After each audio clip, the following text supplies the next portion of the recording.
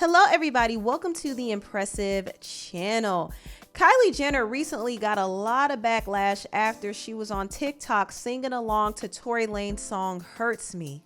Now, I think this Tory song has been gaining traction on TikTok, and Kylie was singing along to it, and a lot of Megan Thee Stallion fans were very upset by this.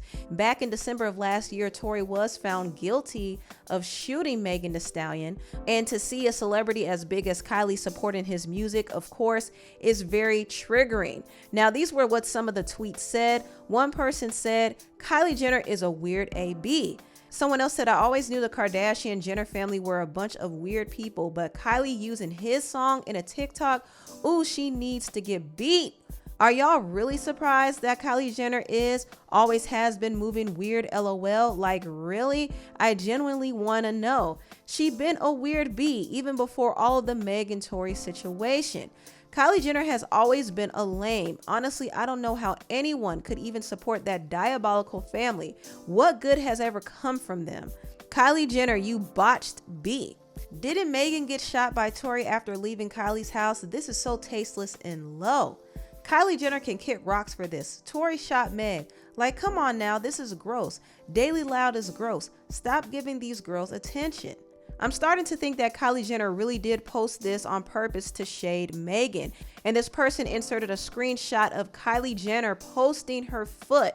And in her caption, she said, "Thank you, God, for another beautiful day." Now, was this shade? More than likely it was, because Kylie did post this directly after the Megan and Tory incident. Megan said she got shot in the foot by Tory. And for Kylie to post a picture of her foot and saying, "Thank you, God, for another beautiful day," I mean, that's definitely shady.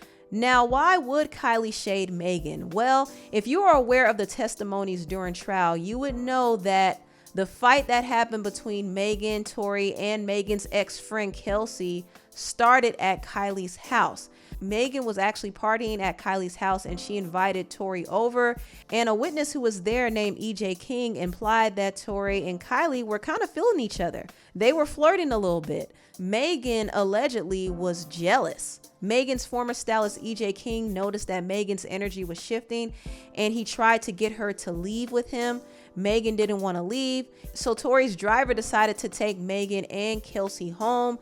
They got in the car, but then Megan told the driver to turn around because she forgot something, and she went into Kylie's house and a lot of commotion took place. In fact, Kylie had to kick Megan out of the house.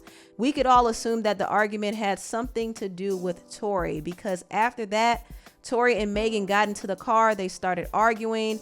Megan's ex-friend Kelsey was arguing with them, and it escalated to a very volatile fight and a shooting.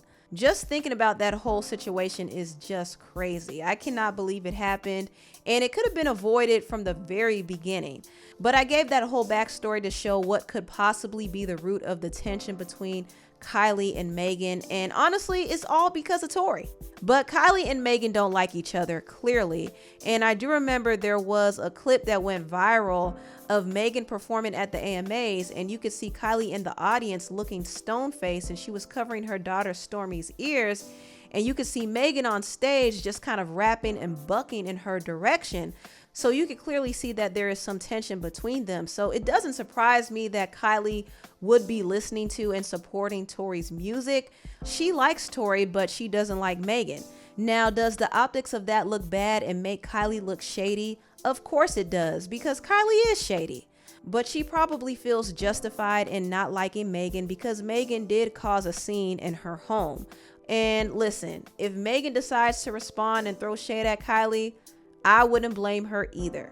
Now, moving on, I want to talk about an interesting thing I learned about Aaliyah and Brandy and how there was almost a feud between these two. Now, ABC did chronicle Aaliyah's life in a documentary they did, and nothing they really revealed was groundbreaking in any way. A lot of what they talked about I already knew, but I didn't know that Aaliyah and Brandy fell out at one point. Now, Aaliyah's bodyguard, Art Davis, actually revealed the backstory behind that. I did work with Aaliyah back in the day, and what I most remember about her is we did a concert at Lassiter Hall Park, and on the show was Brandy and Aaliyah, and they had a little falling out because Brandy wanted to close, and Aaliyah told, "Oh no, this is my hometown. I'm closing." No, she didn't, did she? Yes, she did. She said, "I'm closing. You can't come to Detroit and close my show." So what did Brandy do? God. Brandy had to suck it up and open it up. Now, when I heard this story, I did kind of laugh a little bit because I never knew this happened between Aaliyah and Brandy. The situation didn't seem super serious, but I like hearing that Aaliyah asserted herself in that moment and let Brandy know that, hey, this is my town. You're stepping on my turf, so I should close out the show. And I've come to realize that performers really take lineups very, very seriously. Whoever closes out the show is really considered the main act. And I do think Brandy wanted to close it out because at the time she was the bigger artist. But at the same time, Aaliyah had a big following as well. And also Detroit was her hometown. So it made sense that she would want to close out the show. And Brandy kind of had to fall back. But the thing I like the most about this story is Brandy and Aaliyah's little tension didn't last long. They were able to hash out their differences even as teenagers. And it's crazy because today some adults can't even put aside their egos to hash out their differences. But at least Aaliyah and Brandy did. And it was a little difficult for them at the time because they were always being pitted against each other. Brandy, Monica, and Aaliyah were constantly being compared, and people in the media would stir up the pot and instigate tension between them. Brandy and Monica unfortunately fell for the trap, but Aaliyah didn't allow herself to be baited into a feud with Brandy. In fact, she was asked about some of Brandy's comments in an interview, and I don't know exactly what Brandy said, but it was rumored that Brandy may have critiqued the way Aaliyah dressed because she was wearing midriffs at the time.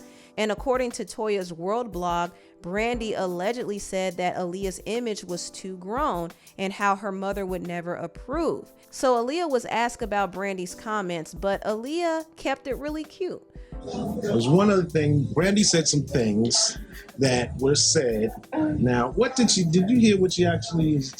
I caught wind of some of it, but I don't pay much attention to that. I think there's room out here for all of us. So, good luck, Brandy. Ladies are professional.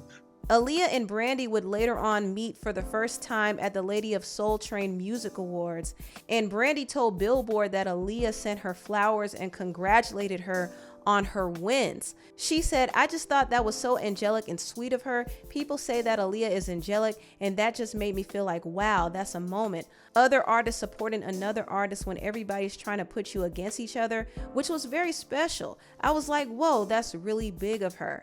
And Brandy did give Aaliyah a shout out at the award show. I want to give a shout out to my girl Aaliyah. I love you, girl. Really, I do. I'm a big fan. Brandy also revealed that Aaliyah was a huge inspiration to her coming into the music industry. When, Aaliyah opened the door for this whole new wave, rest in peace, God, this whole new wave of young girls coming out. So Back and Forth was my song. And so I watched her videos. I was performing like her. And Frank Gaston was like, I'm 15 years old. Frank Gaston was like, who do you love? I was like, I love Aaliyah. He was like, okay, perform I Want to Be Down. So I performed I Want to Be Down just like Aaliyah performed Back and Forth. He was like, "Now I love Aaliyah too, but we gotta change it up so you can have your own style. You look just like her. I love you so much." I mean, I was so inspired by Aaliyah. I was so inspired by her. My entire Never Say Never album is like paying homage to her album that she did with Timbaland. Okay. Was it which album was it? It was the one that has If Your Girl Only Knew.